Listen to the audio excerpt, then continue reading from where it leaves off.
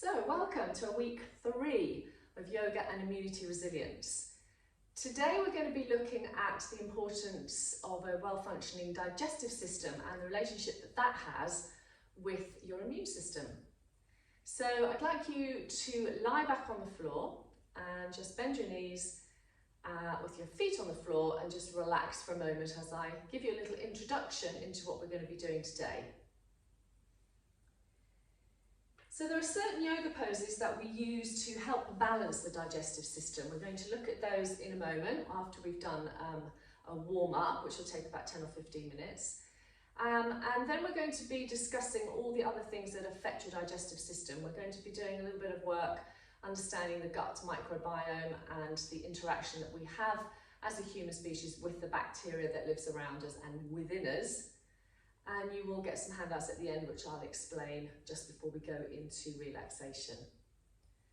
So just allow your body to settle into the earth for the next couple of minutes as I'm talking and explaining what we're going to be doing. Just allow any tension in your shoulders or your lower back to soften and release, and just allow your breath to find a natural equilibrium. Don't try and change it, just let it reach its homeostatic balance, which is all it's ever looking to do. So, twists are one of the group of postures I personally find quite challenging. As someone who's dealt with digestive issues like IBS in my life, and occasionally will get it now, learning yoga twists I feel has been helpful for me. So twists are postures that generally involve moving the shoulders the opposite way to the hips. And there are different twists that target the upper back, the middle back, the lower back. They also tend to work to release tension in the hips and in the neck and in the shoulders. So they have a really unique set of health benefits. And I'm going to share with you my 5 reasons why I think twists are so important. So the first one is improving digestive function. So when you're in a twist, you're essentially compressing the organs. I know that sounds a bit weird, but don't panic there. So you're placing them under a little bit of weight. So you're squeezing as you turn. Now this will cause a slight lack of circulation momentarily, but when you release your twist, there's a rush of fresh oxygenated blood into those digestive organs. And as we know, fresh blood flow equals fresh oxygen and fresh nutrients. So hopefully twisting will help improve the blood flow to the digestive organs and hopefully improve their functioning. Second benefit of doing twisting poses is in terms of detoxification. So as I've mentioned, when you twist, you're changing the blood supply to the organs and introducing fresh blood. And this reintroduction of fresh blood can help to cleanse the cells of any buildup of waste or toxins, because with increased circulation comes increased cellular detoxification. And we learned all about the lymphatic system last week and the importance of being able to get that lymph moving around the body. So the third reason is to maintain normal spinal rotation. And if you think about it, twisting is not something you do very often. You might twist around when you're parked at a junction to look behind you. There's not very much, unless you're a dancer, that you do that really involves twisting. So the muscles and other tissues that surround your spine can become very stiff over time, and that, as we know, leads to a decreased range of motion, particularly when we get old, and that can again lead to pain and discomfort. So twisting postures help to keep the spinal muscles mobile and hopefully help to keep you mobile as well, because everything is connected into your spine in one way or another. That should lead to the fourth benefit, which is a reduction in back pain. When we're slumping over a computer or doing a lot of driving, a lot of sitting, we can end up really just not offering ourselves a support for our back. Our shoulders often droop forward, and all of the things most of us do, these kind of habits of being forward and hunched, can lead to back pain if we're not careful. So if you think about the twist as strengthening and stretching the back muscles, then hopefully that's going to give you some relief from any back pain. And then the last benefit of twisting poses is actually to de-stress. So I remember in my teacher training, they said twists are great balancing poses. They will highlight to you if there is a difference between left and right hand side of the body, and if you are aware of that, you can then look at what you're doing in your general day life to see, well, perhaps do I always lift stuff with one side? Do I always hitch the ironing pile on one hip, etc. but also they will find this way of balancing you emotionally. So if you're feeling very frazzled and on edge, twists will calm you down. But also, if you're feeling very tired and lethargic, they'll boost you up. So they're great in terms of de-stressing the body.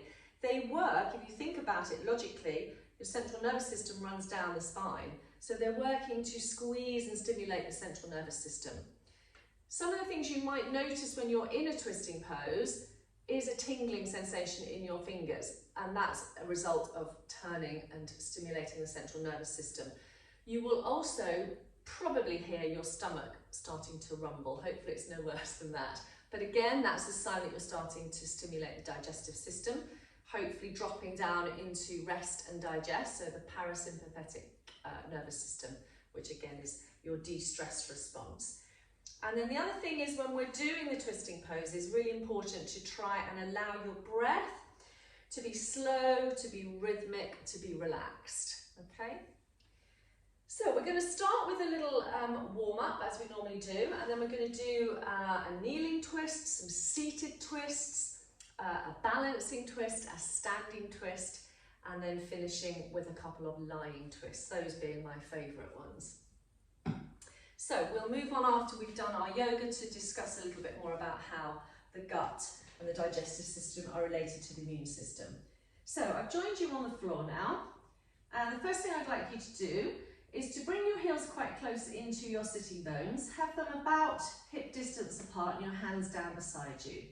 We're going to start with bridge pose, and we're going to start to engage the breath and the movement together.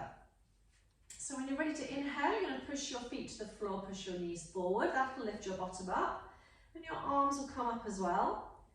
And by the time your hands are above your head on the floor and your bottom is up high, you'll finish that inhale.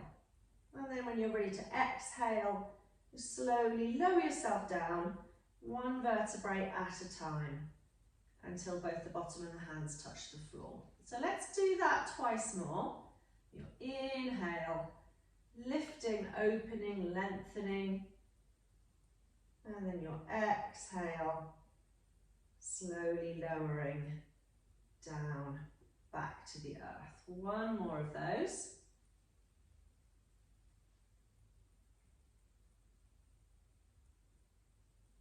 Check the balance is equal on both feet, that your knees aren't rolling in or out. And I'd like to hug the knees in towards the chest, a hand on each knee. Just squeeze them in, see if you can feel a little stretch in your lower back. And then take your knees wide and start to rock, or flollop as we like to call it, from one elbow across to the other.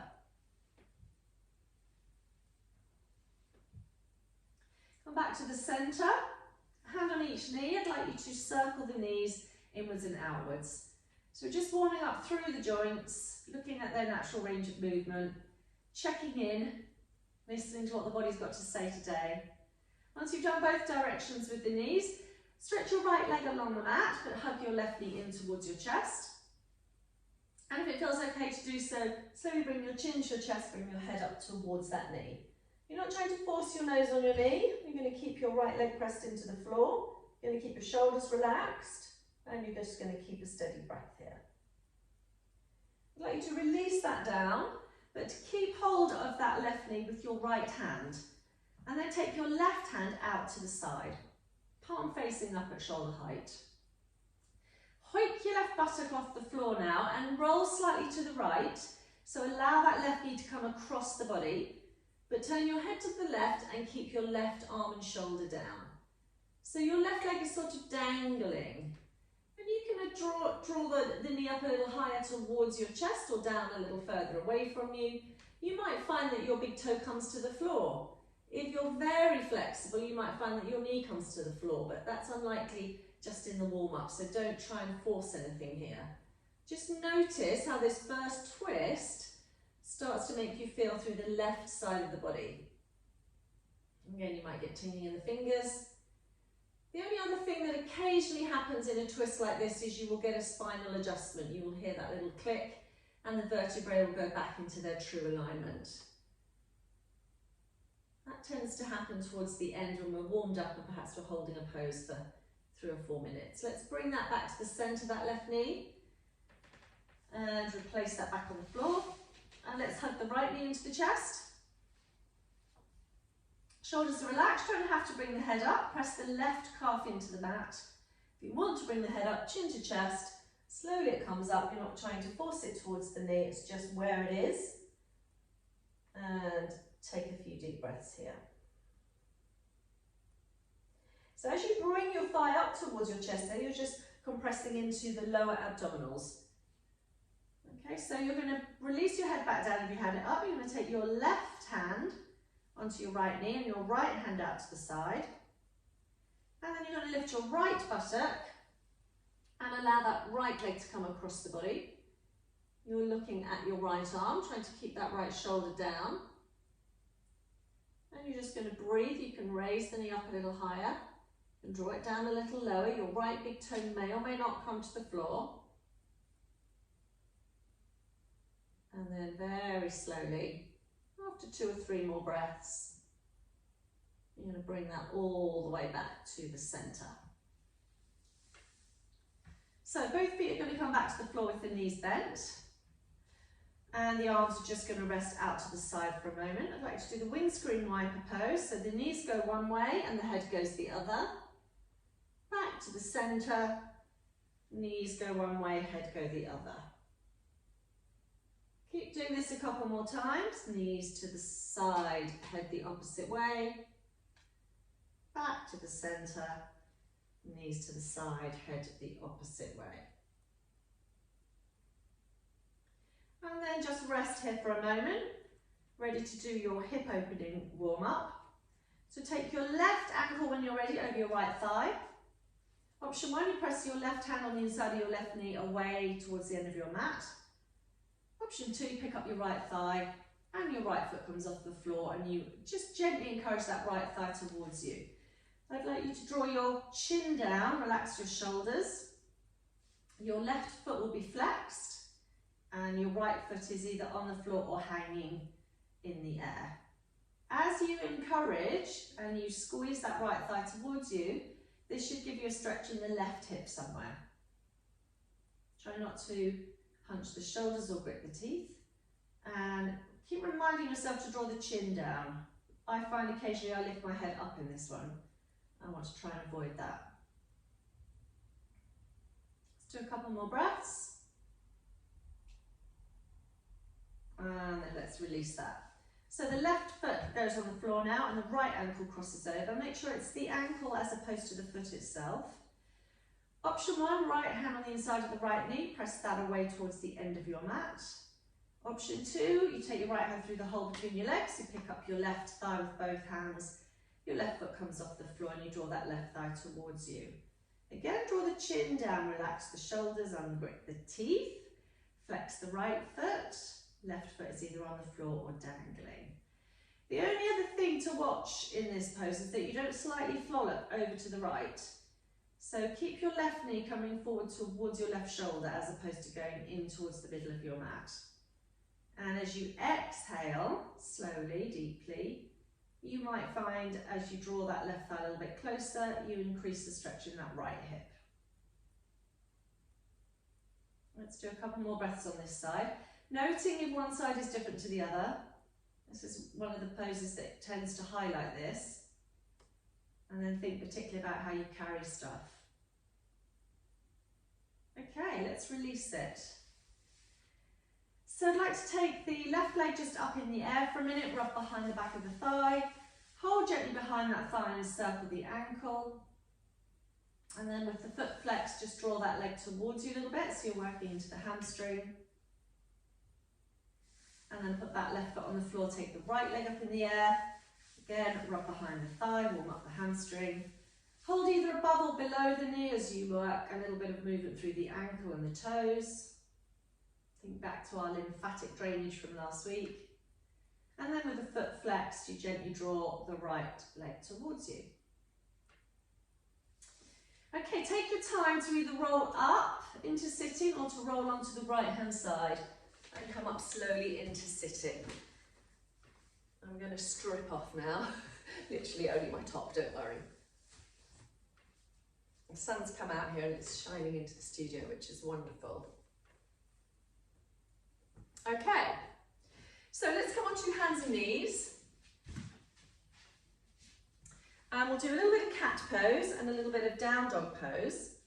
And then we will start on our twists. So, hands on the floor, shoulder distance apart, fingers spread, elbows slightly softened, knees hip distance apart. First move is a downward facing cat. The tailbone tucks under, the chin goes towards the chest, and the middle back, bra strap kind of areas up towards the ceiling.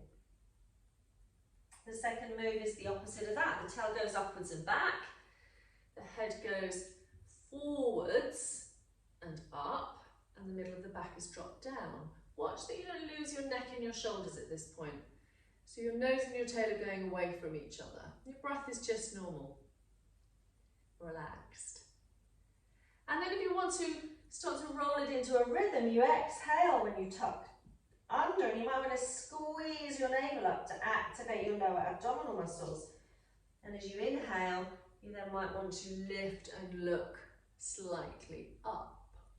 So let's do that a few more times. Exhaling, rolling, tucking under. Squeeze the navel up if you want to activate that transverse abdominis.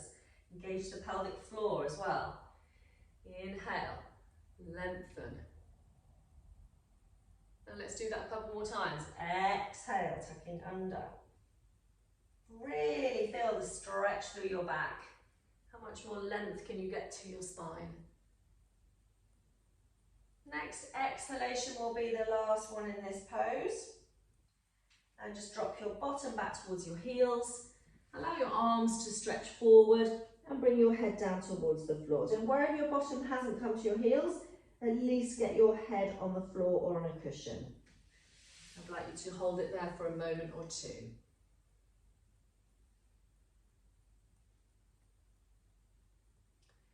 Okay, take your time to come up from child's pose. And we're going to do downward facing dog. We're going to have the option to take a twist in the downward facing dog. So I just need you to watch this first. The only thing to be aware of is where the weight is in your hands, because you're going to take one hand away in downward facing dog. So make sure you haven't got it all in your wrist, you've got your fingers spread wide. If it's too much to take the hand off, then please leave this out. So my hands are relatively spaced out, slightly more towards the edges of my mat, and I'm in my regular down dog, and I might want to have a little walk on the spot there, trying to take my bottom up towards my heels, and then I'm taking one hand and bringing it to the opposite hip, and then sliding that down the outside of my leg and looking underneath my armpit. Then I'll bring that one back, check that one's safe and secure, take the other one off to my hip, and bring it down the outside of my leg, and look under the armpit. So if you'd like to have a go at that for a moment, so you come into your downward facing dog, think about lengthening from your tailbone to where the ceiling and the wall joins, spreading the weight through your fingers, softening your shoulders, softening your neck, little walk on the spot to edge out a bit of length through your calves and your hamstrings, and then take your right hand off and draw it to the outside of your left hip, so your left waist. And then see if that hand wants to slide down the outside of your left leg. And you can then have a little look under there and see what's going on. So you're twisting the upper back. Bring that right hand back to the floor when you're ready. If you need to come down for a rest, do so. If not, left hand onto the outside of the right hip. And again, if that works, slide it down the outside of that right leg and look under your armpit to see what's going on.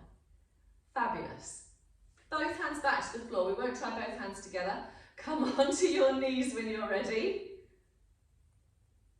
And slowly and gently take a child's pose. This time your hands can be round behind you with the palms facing up, but again you've got your forehead on the floor, and eventually you'll get your bottom down over the course of time. Okay, so slowly and gently let's come up into sitting. Excuse me while I just take a little sip of water. Okay, so our first pose has got various names. It's colloquially known as threading the needle, but then there's other poses that are also known as threading the needle. So it's a twist for the upper back, really, into the shoulders and the neck. You might want something under your head, but you might not. If I demonstrate it for you, I'm actually going to demonstrate it sideways on because I think it's easier for you to see. So I start in cat pose. I bring my right hand underneath my left hand, hence the threading of the needle. I slide that through with the palm up, and then I'm trying to get my head down, and then as much of the outside of my shoulder. So if I show it from the other side, you can see I'm trying to get this part of my shoulder to come towards the floor. Okay? So now that you've seen it, hopefully you can do it with me. So you've got 4 points of contact on the floor. You may or may not have a cushion or blanket there for your head. Let's start with the left arm. Slide that through underneath the right arm with the palm facing up, and then stretch your right arm forward and bring your head down, the left side of your head down to your mat or your cushion. For now, rest your right elbow and just work on threading your left arm a little bit further through. And then if you want to take a stretch into your right shoulder, you're going to extend that right arm forward to the front of your mat and lift your elbow off. If you want to increase the twist, you're going to move your hips, your bottom, slightly to the left. So you're in an inversion as well in this pose. So think back to last week and the benefits of inversions for the lymphatic system. But also they're going to slightly move the digestive organs into a different place. And you've got a lovely stretch for your back as you draw your bottom back towards your heels. But obviously it can't go there because you've got your arms stuck to the floor. Keep threading your left arm through a little bit. Stretching your right arm forward if you want to. If that's too much, just drop your right elbow down. And just allow yourself to breathe here. Feel that lovely stretch from the back into that left shoulder, but also that nice opening sensation in the right shoulder. Let's do 3 more breaths here.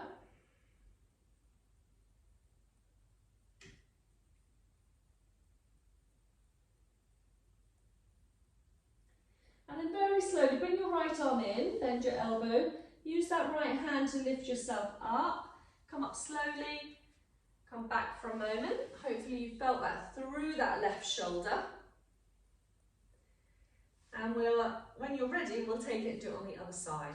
So back onto all fours again. You might want to adjust your cushion. You're bringing your right arm through this time underneath your left. The palm is facing up. Your left arm goes forward. You slide yourself down to get your head onto the mat or your cushion. And then you keep threading that right arm through a little bit, trying to get as much as the back of your right shoulder to touch the floor as possible. And that might not have come down, so don't worry if it hasn't yet. And then you can either keep your left elbow on the floor or stretch your left arm forward. You can slightly shift your bottom to the right. That can give you a little more of a stretch through the back of that right shoulder. And just allow your breathing to settle into that lovely effortless equilibrium. So one of the things you will notice in a twist, as I said earlier, is whether one side is tighter than the other. And that's often down to use. So if you're right-handed and you use your right arm for most things, you might find that that arm is stronger, but it's also, the muscles are a bit tighter through the shoulder. So if you were acting upon that information, you would think, okay, I'm either going to swap hands, or every time I do my yoga stretch, I'm going to spend longer on the right side than the left side. So you can try and bring the body back to this state of balance and ease. Let's go for one more breath here. And then allow the left hand to come in. Use that to push you up. Slide your right arm underneath you and come into sitting. Okay, so we're going to sit for the next twist. Sitting twists, I think for me personally, are the most challenging. I have students who make seated twists look very easy. They almost seem as though they have arms twice as long as mine, but I have been known to measure my arm length with people to make sure that they haven't got longer arms than me. So the challenge of sitting twist really is that you're having to maintain this length through your spine. So there's a little bit of core strength involved here because what I want you to avoid is slumping. It might be you want to sit slightly perched on a cushion, but if you kind of excavate your sitting bones from where they lie and try and sit up tall, so imagine a piece of string at the top of your head, you'll be in a good place to start. So as I mentioned earlier, the main idea is the legs go one way and the torso goes the other.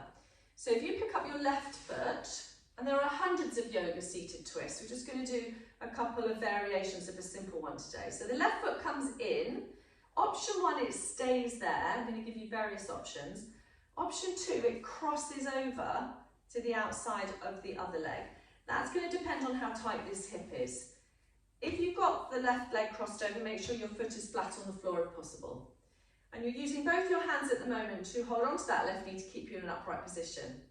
Got one other option with your legs, and that is option 3, to fold your right leg in.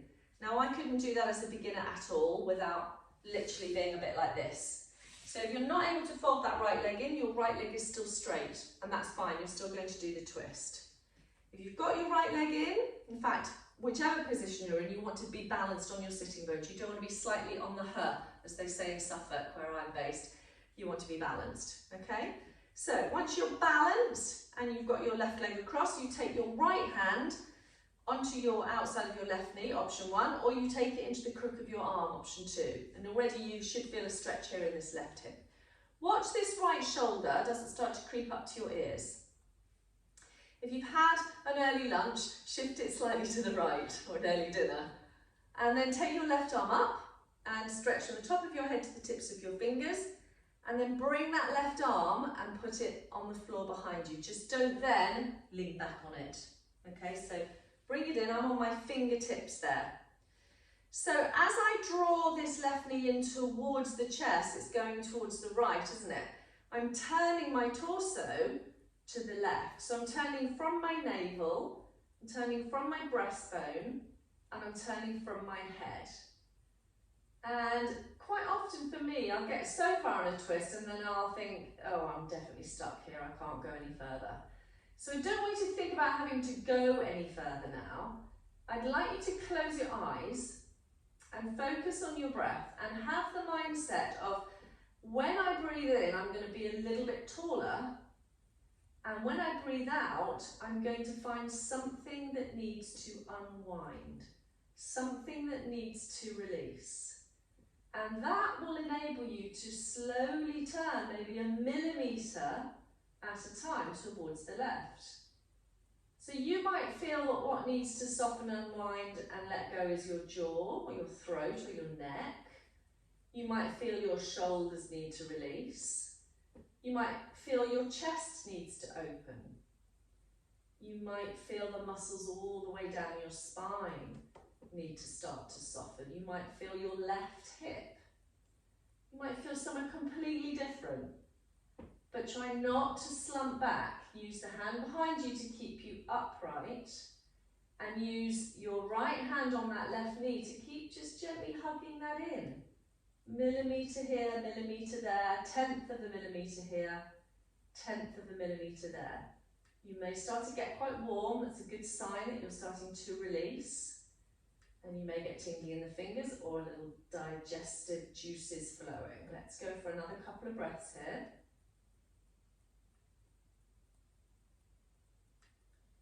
And then very slowly now, undo everything. Bring yourself really slowly back round. Okay, just turn the other way for a moment. And then depending on how complicated your legs were, take a moment or two to undo them all and straighten them back out. Okay, take your hands up above you, just stretch up for a minute. And if it's helpful, just stretch forward for a minute. And hopefully feel a little bit looser on that left side than the right side. So lots of seated twists can be just done sitting at a desk, sitting in a chair. So this time we're on the right side of the body. So option 1, the right foot just comes in and stays here on the inside of that left leg. Absolutely fine. Option 2, it crosses over to the outside of the left leg as long as the foot stays on the floor. Both hands on the knees, on the knee, sitting upright, moving your lunch, dinner, breakfast to the left slightly. And then the last option, folding the left foot in, but trying to find your balance. Okay, trying to find a weight where both sitting bones are equal. So whichever level of the twist you've done, it doesn't matter, the principle is exactly the same. So I'm now going to take my left hand onto the outside of my right knee, or I'm going to hug that knee into the elbow, as long as I don't hunch this left shoulder. My right arm is going up, so I'm lengthening through the top of my head, and then I'm taking that right hand round behind me as a backstop. I'm not going to then lean back and slump into that right hand. So I have this kind of gathering in of that right leg as I inhale, and the lengthening. I can almost have a kind of snooty look on my face now as I exhale, and I start to turn around to the right. So don't drop your chin. Remember, your spine lengthens all the way up to the top of your head.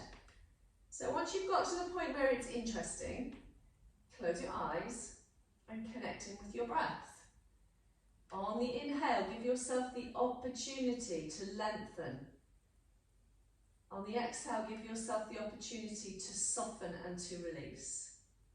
Not trying to get anywhere, not trying to achieve anything, just listening to what the body is telling you here and acting upon the information that you're given. So if the body's telling you the neck is stiff, what can you do to soften your jaw, your throat? If the body is telling you your back is stiff, what can you do to soften all the way down from your shoulders to your hip? Can you listen and start to unwind yourself, little by little, towards the right?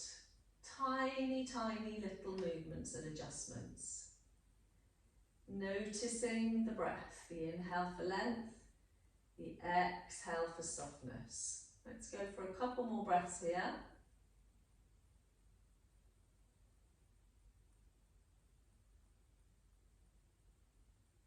And then let's very gently and very slowly release it all the way back and just turn the other way for a moment. Okay, so let's come undo all the legs for a minute, shake them out. Again, take the arms up, stretch, have a little fold forward. See how we are for time, we're good. Let's come up into standing. So, come up slowly into standing. So it might be that you want to use the wall for this. I'll let you decide. I'm going to come near the wall so that you can see what happens if I've got my hand on the wall, okay?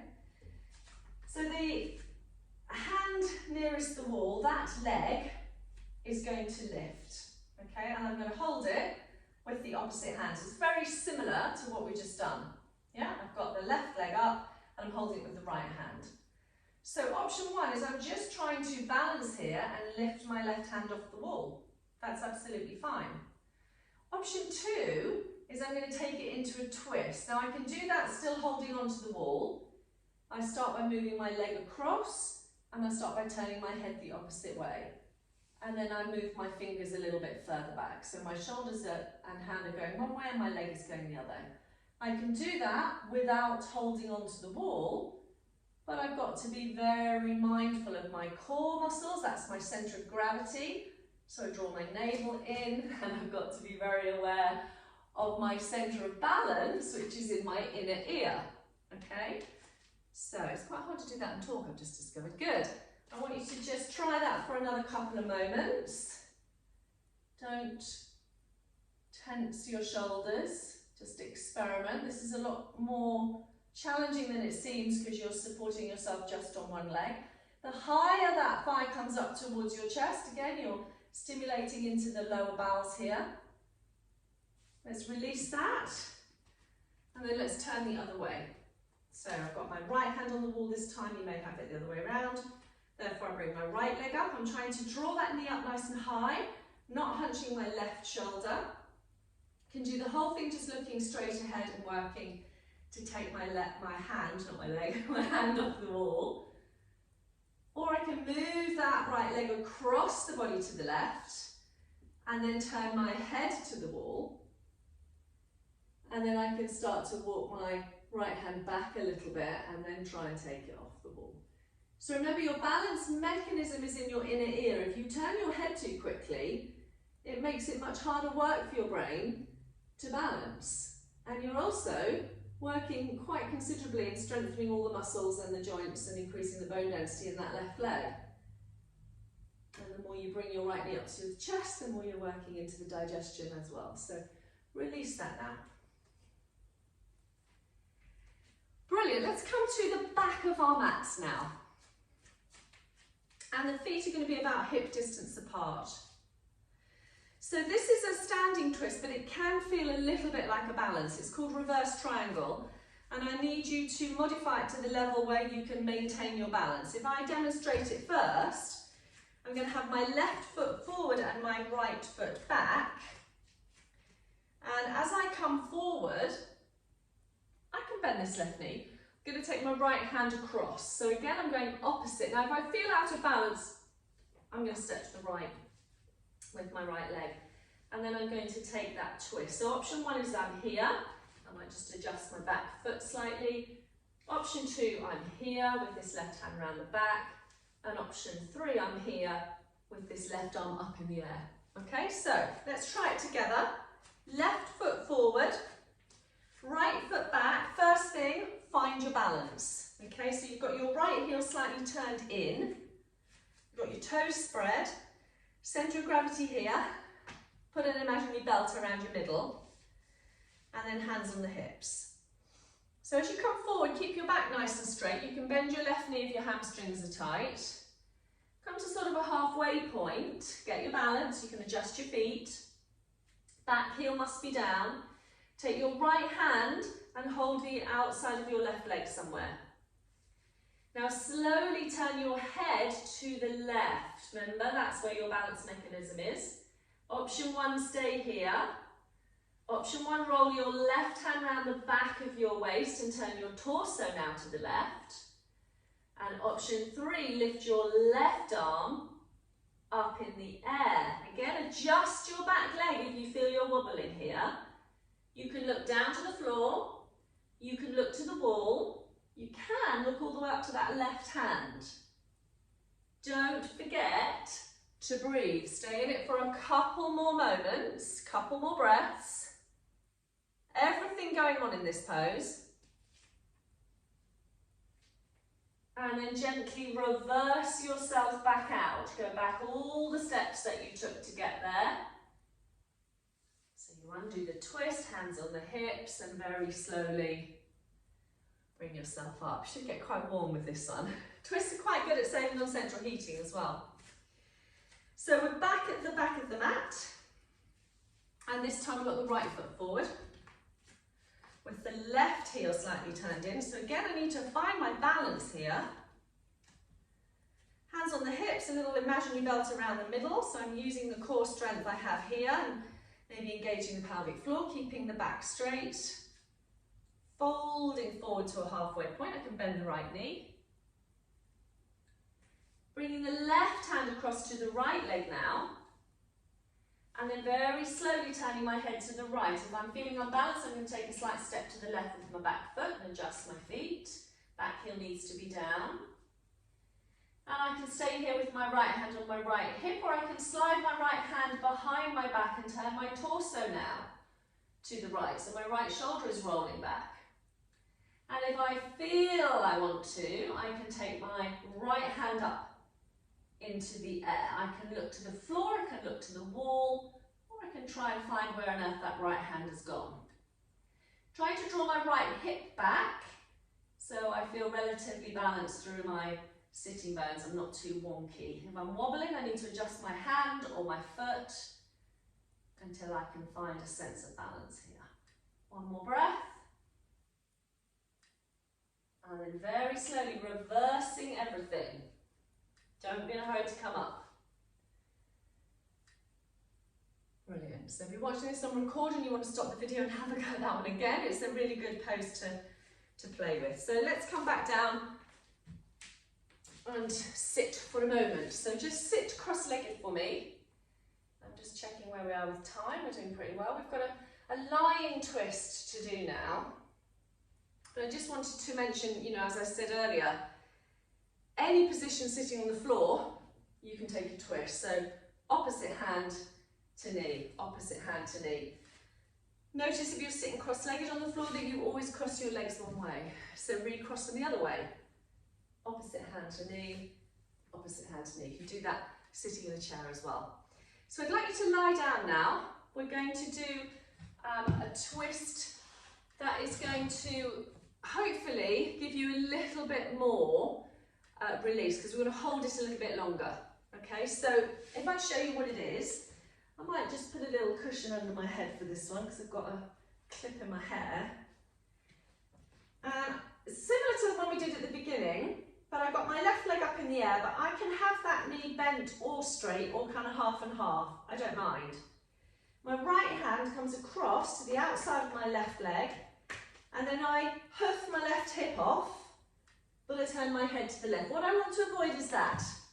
Okay, I don't want to get that knee down and the arm to lift. So if you're in my studio here, I put a sandbag on that arm, but you can just adjust wherever this leg's going to be. But the idea is eventually that foot's going to come to the floor without this elbow lifting, and eventually that knee will come down. And for some people, the knee will come down very quickly, and for other people, it will take a little bit of time. Okay, so should we try it together? We're going to spend about 3 minutes in this pose, so you need to work out to adjust it and to keep your breathing relatively relaxed. Okay, so you're on your back, arms out to the side at the moment, left leg up in the air. I'm going to go for a slightly soft knee. I'm not going to have the leg straight, you can choose. My right hand is coming across and holding the outside of my left knee, and I'm good to go. I'm going to turn my head to the left because I want to keep my left elbow and my left hand and shoulder on the floor. I'm going to lift my left hip and buttock and now allow my right leg to swing across. And it's going to go where it's going to go. As long as I don't lift that left arm, I can let it dangle anywhere. And for this first minute, I need you to find a place where you're going to be able to stay here. So you might want to drop the knee down, you might want to draw it up, you might want to straighten the leg or bend it more. You might want to take your hand away so the knee is just doing it by itself.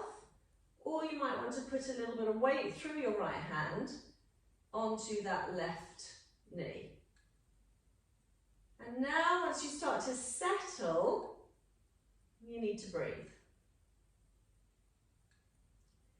You just soften your exhale.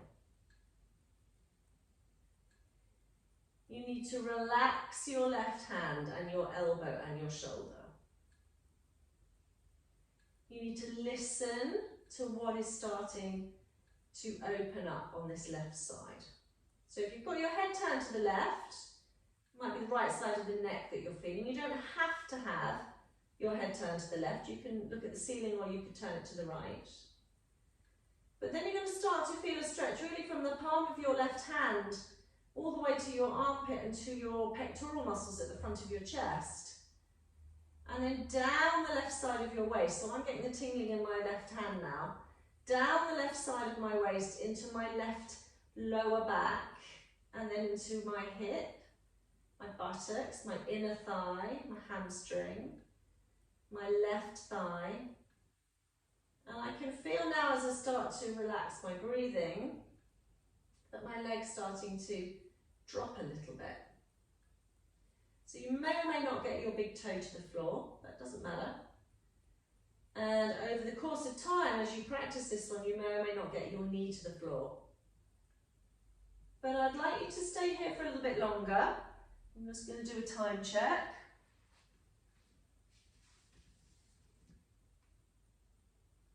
Yeah, you're about halfway in this pose. So find again something to soften. Think about softening the jaw. How that softens into the throat and then down into your neck and your shoulders. And then down into that left side. This is a fabulous pose to do when you've got the whole bed to yourself, because you're lying on a nice supportive mattress, and you could even prop your left leg up with a couple of cushions if your foot doesn't reach the mattress, or a cushion under your knee. And you can spend up to 5 minutes in this pose.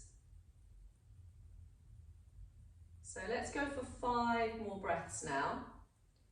Just allowing that soft, slow exhalation.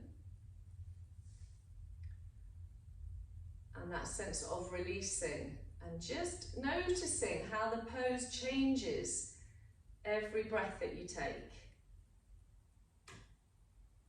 Everything very subtly beginning to open and release.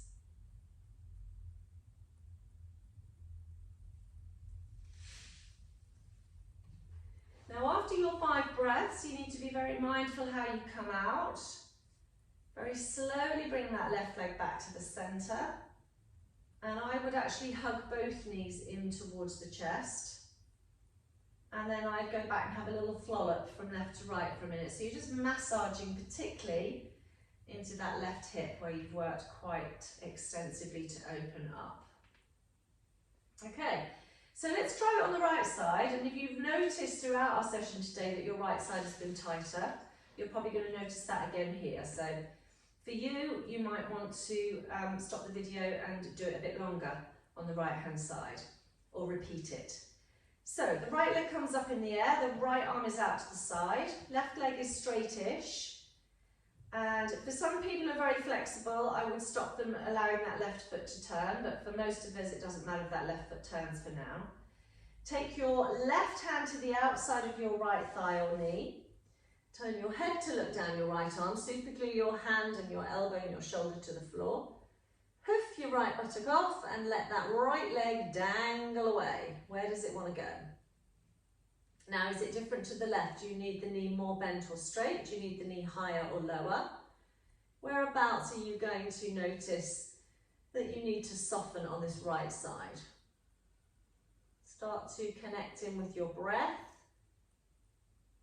and start to invite your exhalation to slow down, to soften, to feel that sense of release and letting go. Again, spreading the fingers, but softening the hand, softening the elbow, softening up into the armpit, down from the armpit all the way through the intercostal muscles, down through the right side, into that right hip, into the lower back, into the thigh, all the way down really to your right big toe. Just allow yourself to breathe. So you spend the first minute in these deep yin poses just settling and resettling. And then you start to tune in and you start to notice. You're going to stay in this pose a little bit longer.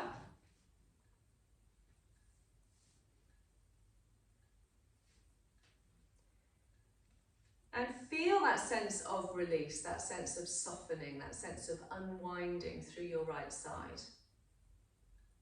Just be in this moment, in this space and time, and let gravity do what it needs to do to allow that right leg to release to the floor. And if you stay here long enough, your right knee will come to the floor. But you don't want to overdo it on the first time. You just keep practicing it every other day. 2 minutes, 3 minutes, 4 minutes, 5 minutes, maximum about 7 or 8 minutes. Let's go for 3 more breaths here.